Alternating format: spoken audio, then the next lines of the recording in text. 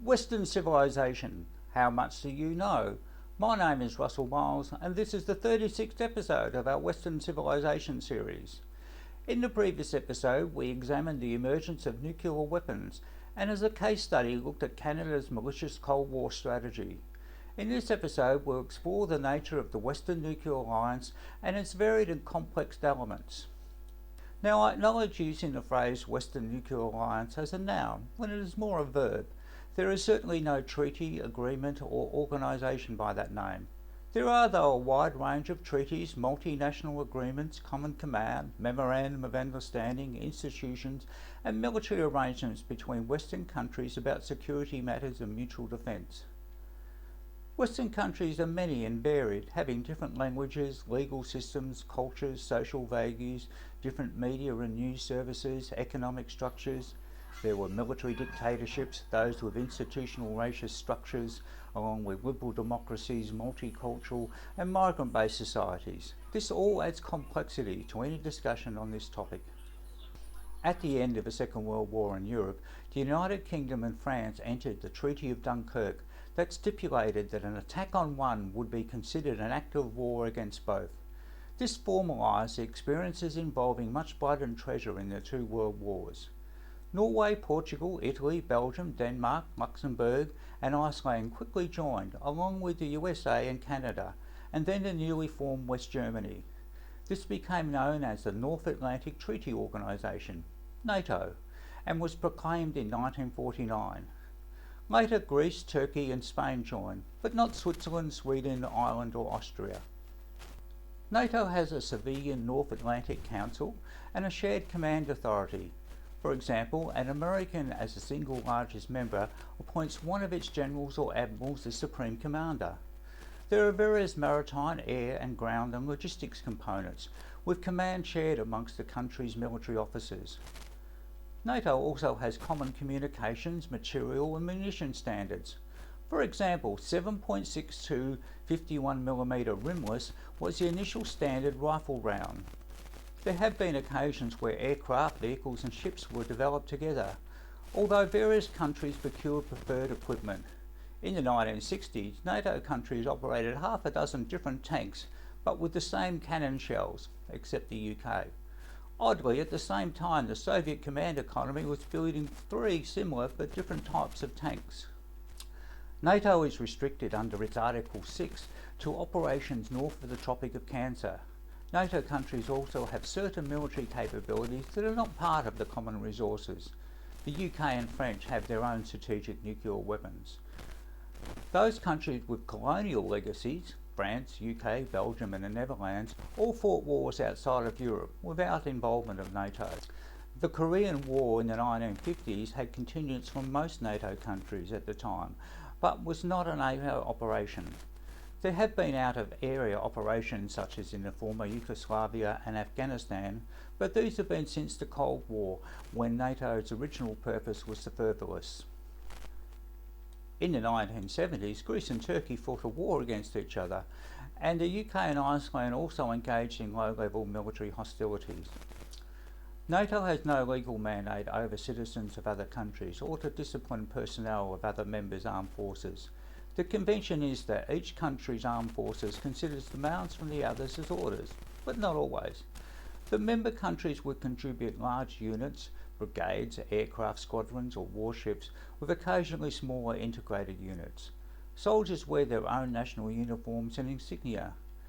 There is a NATO hymn that was adopted in 1989, but rarely used. The early Cold War saw the United States sponsor various other military treaties as part of its containment policy towards the Soviet Union. This included the Central Treaty Organisation, CETO or Baghdad Pact, in 1955 comprising of Iran, Iraq, Pakistan, Turkey and the United Kingdom.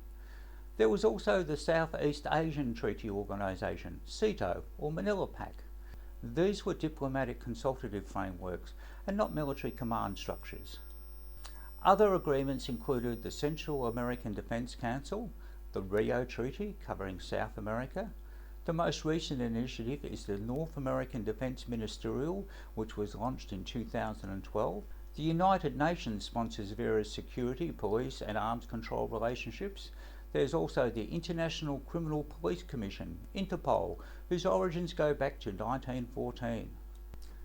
Among other security arrangements is the Australian-New Zealand-United States Security Treaty, ANZUS. This was established in 1951 as a consolation by the US to Australia and New Zealand following the US-Japan military alliance signed in 1951. ANZUS is a collective security agreement which requires parties to consult in the event of an armed attack in the Pacific area that would endanger the peace and safety of the others. Australia in particular had wanted to interpret this as a security guarantee, although the treaty was not referred to with various conflicts such as between Indonesia and Dutch over Irian Jaya and Indonesia and Malaya conflict in the early 1960s, along with the wars in Indochina. Australia claimed the treaty was applicable to its commitment to Afghanistan in 2002, but has been ambivalent if the treaty was relevant to Taiwan. This illustrates the ambiguity and disparate interpretation of formal treaties. The Five-Power Defence Arrangement is a series of defence relationships between Commonwealth countries, including the United Kingdom, Australia, New Zealand, Malaysia and Singapore, signed in 1971, whereas the five countries are to consult each other in the event of a threat of an armed attack on Malaysia or Singapore. This followed the United Kingdom's withdrawal east of the Suez of its naval, air force and ground troops. Thus it could no longer offer any immediate response. The Royal Australian Air Force had maintained half its fighters in Malaysia and assumed responsibility for their air defence, withdrawing only after Malaysia and Singapore developed their own air forces.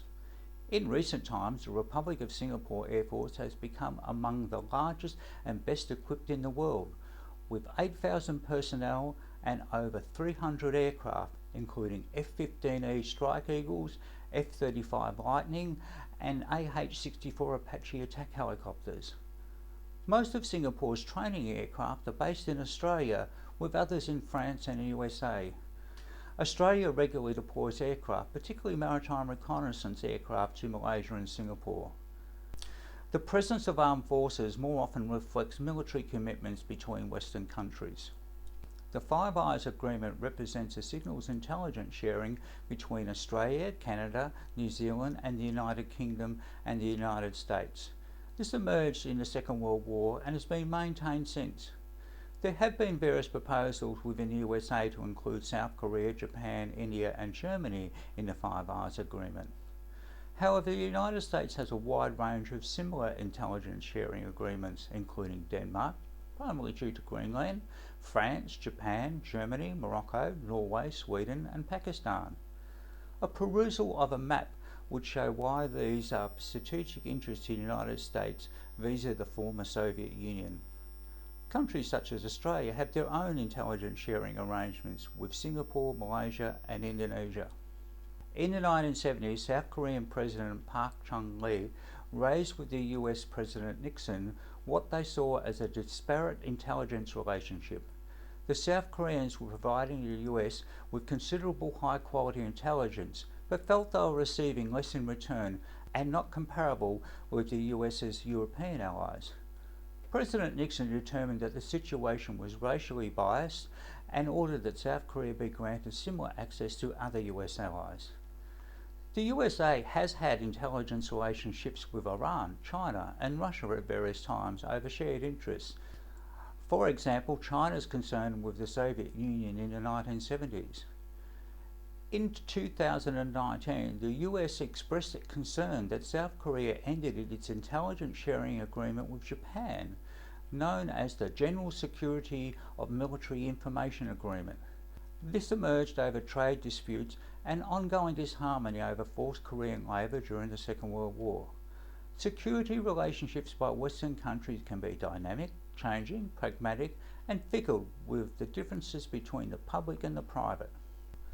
From the early 1950s, the USA, under its Atoms for Peace program, exported over 25 tonnes of highly enriched uranium to 30 countries, mostly to fuel research reactors, medical and industrial purposes.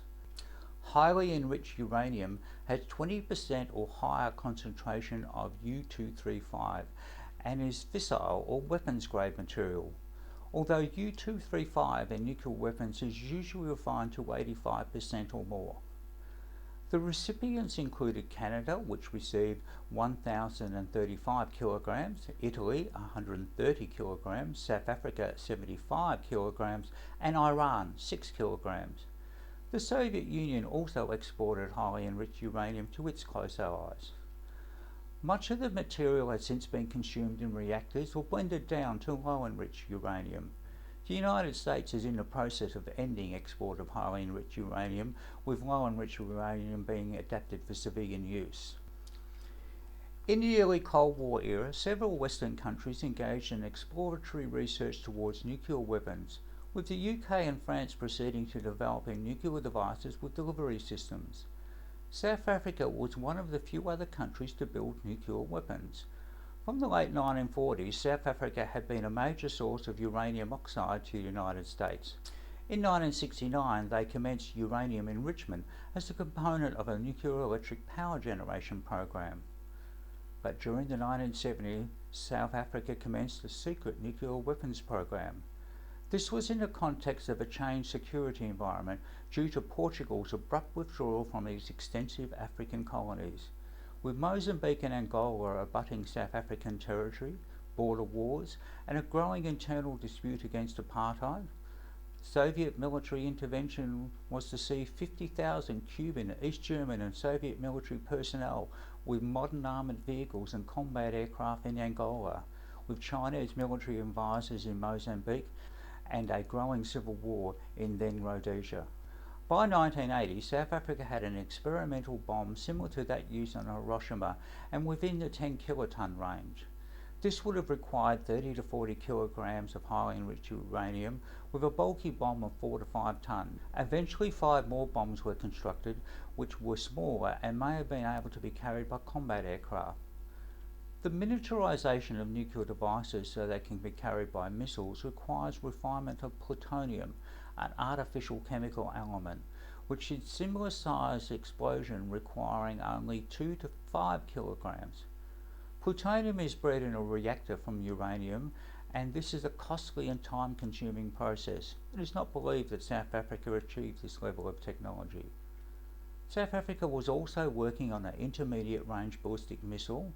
South Africa had shared nuclear technology with Israel and Taiwan, both which had clandestine weapons program, but Taiwan having since discontinued its program. The purpose of South Africa's nuclear weapons was both deterrent from any Soviet nuclear attack and to agenda Western intervention were the Soviets to invade South Africa, hoping that the West would prefer to become involved than see a nuclear war that may escalate further. However, within a few years the Soviet Union was to experience major internal problems, and there was a negotiated withdrawal of Soviet-supported military forces from Angola. South Africa was keen to gain Western support in resuming normal international relationships with the ending of apartheid and adopting a multiracial democracy. By 1990, South Africa dismantled their nuclear weapons program, declaring about 800 kilograms of highly enriched uranium with 470 kilograms enriched for weapons. Much of this was to be used in electric power generations, with about 95 kilograms of high enriched uranium sent to the USA or elsewhere for reprocessing. Our next podcast will continue exploring the Western Nuclear Alliance and the development and deployment of nuclear weapons that continue to be a terrible reality to this day. If you like this channel, please subscribe and tick like. Let me know what you think in the comments below. I can be contacted at email russmills@iprimus.com.au. Thanks for listening.